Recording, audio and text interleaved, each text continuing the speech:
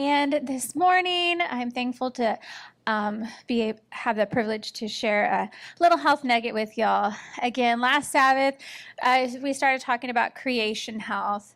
And creation health is a lifestyle. And it's in a lifestyle that we can adapt that will actually increase the number of years to our lives. Amen. And the study has shown that it can actually add 10 years to our lifespan. So it's my prayer that we can learn this as a church and individually. Today I'm going to talk more about choice. Last week we talked about choice and how choices affect our blood pressure. Today, we just want to dig more into choice. So we're just going to go through a few slides here. And we want to start off with God's desire for us, as found in 3 John. And his desire is that we would prosper and in all things and be in health just as our soul prospers. Amen. And again, I just mentioned creation health will add 10 years to our lives. So that means 10 more years of abundance, of health. And that's definitely what the Lord wants for us. Next slide. And we want to go to John 10:10. I have come that you may live life to the fullest. So we are being encouraged to live life to the fullest. Next slide, please. And in regards to choice, which direction are your choices taking you? So, if I am on the road and I'm driving and I'm going home from work and I'm hungry, the choice to go to Dairy Queen will actually, lead me towards a poor health, right? Especially if I'm struggling with like diabetes or something like that. I mean, just that one ice cream cone can really do damage. You never know. So it's just an example. But we also want to visit Isaiah, and it says, "Come, let us reason together." So God gave us our minds and our brains, and if we use what he gave us, we can reason to make better choices for ourselves. Amen.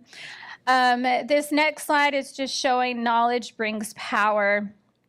And so the more knowledge, so we are encouraged to acquire knowledge, right? Because what does knowledge do? It helps equip us to make better choices.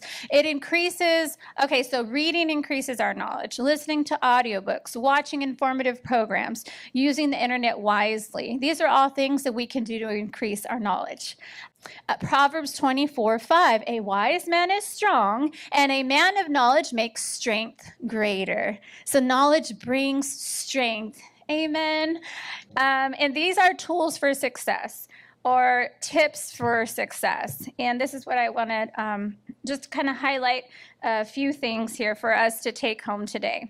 One tool for success is these tools help us make better choices.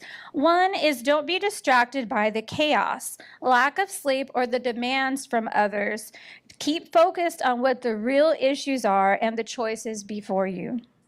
Another tip, remember HALT. HALT. What is HALT? Do not make important decisions when you are hungry, angry, lonely, or tired. Number 3, don't be afraid to get good counsel. The input from others who often sees things from a perspective that you can't can prove helpful in the decision-making process. Tip 4, seek to have happy, positive thoughts. Happy thoughts help decrease activity in the right frontal lobe. This is the part of the brain that tends to be more over-dominant when a person is depressed. Therefore, a program of overall frontal lobe enhancement, together with happy thoughts, could be helpful in enhancing the mood of someone who has dominance of their frontal lobes. This gently puts the brakes on the right frontal lobe relative to the left. Balancing the brain is important for it to function at its best. So our frontal lobe health is very important. We'll just go through 2 more tips. Enhance mental performance. Researchers have found that both normal children and those with learning disabilities show measurable improvements in brain function with sunshine. So get out in the fresh air and breathe deeply. Shallow breathing, which many of us do, also impacts frontal lobe function. It may allow our blood oxygen level, which is called oxygen saturation, to go below the level necessary for optimal frontal lobe functioning. Making a conscious effort to regularly take deep breaths can help to counter this tendency. Taking deep breaths, especially of fresh air, may boost oxygen saturation enough to improve frontal lobe function. Regular aerobic exercise will also pump well oxygenated blood to the brain. And the last tip I'll go over today is get stronger physically and mentally. Just as exercise will increase blood flow to the feet or hands, it also increases blood to the brain. Blood is the vital substance of the body. Increasing blood flow to the organs increases organ function. Hence, engaging in thought-provoking activities stimulates the brain, thus increasing blood flow. Just as our muscles shrivel when we don't use them, so will our frontal lobe.